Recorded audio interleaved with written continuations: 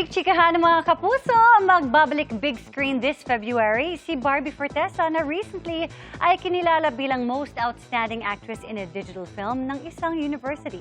At kahit busy, di mawawala sa to-do list ni Barbie ang running kung saan nakabonding niya rin ang kaibigang si Rita Daniela. Makichika kay Athena Imperial. First time ko yata masasabi, hello, Araneta!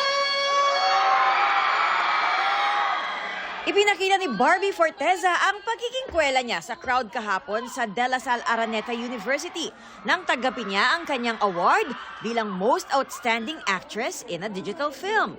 From the bottom of my heart, gusto ko pong magpasalamat dahil binigyan niyo po ng pagkilala ang category na digital platform. Dahil ngayon, syempre, laganap na rin po ang mga content and movies and films sa digital platform.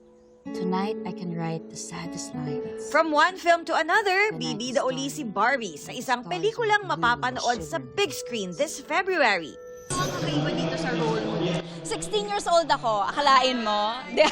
Pwede pa naman. Kaya pa ba? Powerhouse cast.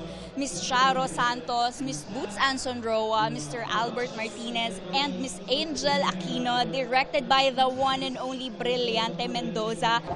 During free time, enjoy pa rin si Barbie sa pagtakbo with friends. Recently nga nakasama niya sa Makati ang kaibigang si Rita Daniela. Matagal ng plano ni Rita talaga na samahan akong tumakbo. Finally, natuloy din.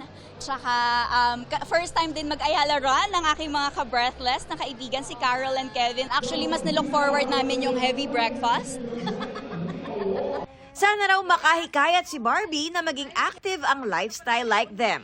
Siyempre, lahat naman tayo, nagsisimula tayong beginners, di ba? Wala namang magagaling agad, mabibilis agad. So, all you have to do is start.